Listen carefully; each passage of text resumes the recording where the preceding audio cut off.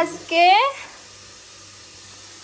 আজকে একটা নতুন জিনিস রান্না করব, মানে আমি রান্না করবো, হে কাটটা দিব। সুপার মার্কেট থেকে ভেড়ার মাংস লয়ে আইছে, এডি হয়েছে গিয়া 59 ক্রোনার।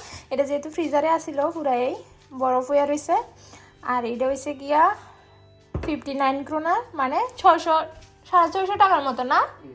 এখানে আছে 300 গ্রাম, 300 গ্রামে তো 370 গ্রাম মাংস আছে এটাতে। আমি কোনোদিন খাইছি না, যদিও তুমি খাইছো নি? না খাইছি না, আজকে ট্রাই করব। আমিও ট্রাই করবো। আর এদিকে তো আমি লয়ে লাইছি রসুন, পেঁয়াজ, আদা সব কিছু লয়ে লাইছি, আলু লয়ে লাইছি, অক্ষণ হে কাটবো। এটা যেহেতু ফ্রিজারে আসিল, অক্ষণ এটার আগে একটু গরম জলে রাখতে হইব, তারপর বরফটি করলে কাটতে পারবো। এখন তো আর কাটতে পারতো না।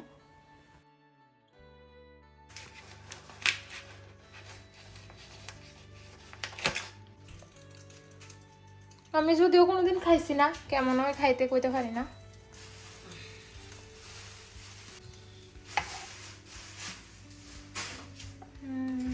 পাটার মাংসের মতো দেখতে কিছুটা। পাটা মাংস দিয়ে দিছি গরম জলে, এখন মাংস রান্না করার লেগে এটা চলে প্রস্তুতি। মাংস গরম জলে দিছি বরফ গলার লেগে, বরফ হয়ে রয়েছে মাংসটা। ওখানে আমি বয়ে গেছি পেঁয়াজ রসুন লইয়া।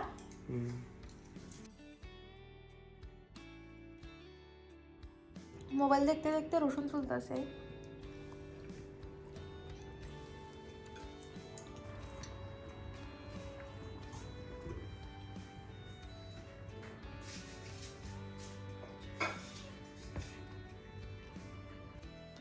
যেহেতু গরম জলে রাখছিলাম, বরফটা গলতে বেশি টাইম লাগছে না।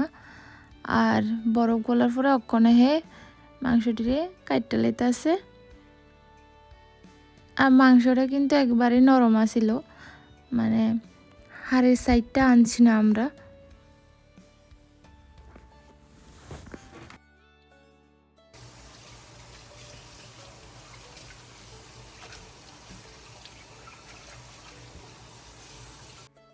আর হ্যাঁ, মাংস কাটতে কাটতে এদিকে আমি আলু আর পেঁপে কাটতে লাইছি। পেঁপে আসলে একটুই আসিল, তো এটা ভাবতেছি এটা দিয়ে আর কিতা রান্না করবো, একটু যেহেতু আছে মাংসের মধ্যে দিয়ে লাই।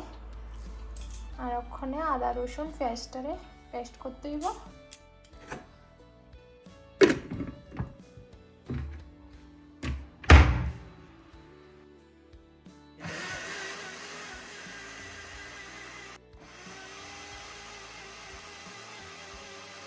তো রান্না শুরু হয়ে গেছে গা, পরে দিছে আমাদের সবচেয়ে বড় বড় কালো কড়াই।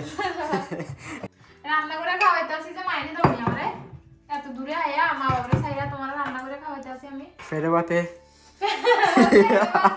ফেডে ভাতে করে কেউ করতো না ফেডে ভাতে, বুঝছো? আচ্ছা। আর আরেকটা কথা, আমি একটু মানে সন্দেহের মধ্যে আছিলাম এদিকে সত্যি কি ভেড়ার মাংস না, ভেড়ার ফটো লাগাই দিছে শুধু, কিন্তু দেখতেছে না এটির মধ্যে ঠিক ওই ফাটার গায়ে, মানে ফাটার মাংসের যে একটা গন্ধ করে, ওই গন্ধটাই এদিকে করতেছে। এখন হইছে মাংস ম্যারিনেট করার ফালা। এবার মাংসতে আমি আগে যেটি পেস্ট করে রাখছিলাম আদা রসুন আর কাঁচা লঙ্কা সবটি দিয়ে দিছি। সব রকম মশলা, যে ধনিয়া গুঁড়া জিরা গুঁড়া সবটি দিয়ে ভালোভাবে মাইখা লাইতে আসি। একদম হাতে যত জোর আছে সব জোর দিয়ে একটু ভাজি করে আর এক খাদে।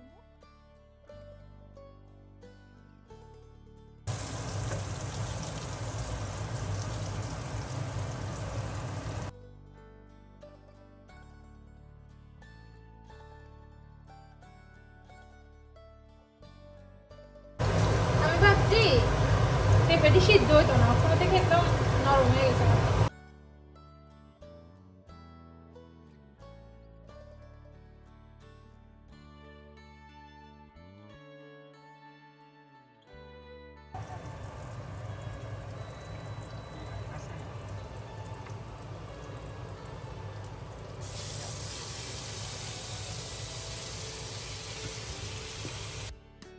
আমরা বাড়িতে যখনই মাংস রান্না করা হইব গোটা পেঁয়াজ দিতেই লাগে। হ্যাঁ, গোটা পেঁয়াজও খেতে ভালোবাসে।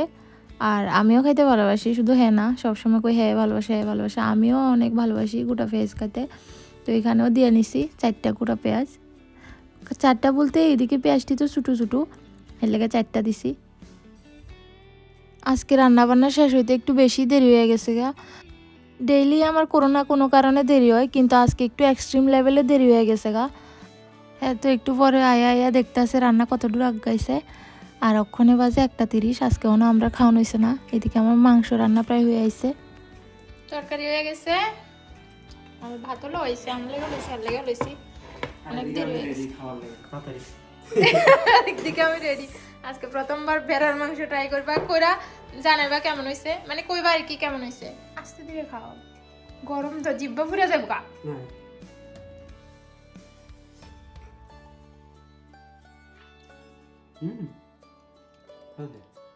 স্বাদ হইছে। আমি আজকে আইসি পর্যন্ত ফার্স্ট মাংস খাইতে অ্যাপ্রুভাল ফাইলাইছি, তরকারি নাকি স্বাদ হইছে। অ্যাকচুয়ালি আমিও প্রথমে টেনশন করতেছিলাম সত্যি কি ভেড়ার মাংস না অন্য কোনো কিছুর মাংস নি কোনো। তো দেখলাম যে রান্না করার সময়ই বুঝতে পারছি যে ভেড়ার মাংস, মানে একটু পাঠার মাংসে যেমন গন্ধটা হয় এটির থেকেও তেমন গন্ধ আইতাছিল। তো এরপরে আশ্বস্ত হইলাম যে না ভেড়ারই মাংস। তো আমিও আমার লেগে লয়ে লাইছি থালি কইরা, ওখানে আমিও খাইয়া দেখি কেমন হয়েছে। আর ভিডিওটা এখানে শেষ করতে আসি। তোমরা সবাই ভালো থাকো, আর ভিডিও যদি ভালো লাগে লাইক শেয়ার কমেন্ট করে জানাইও।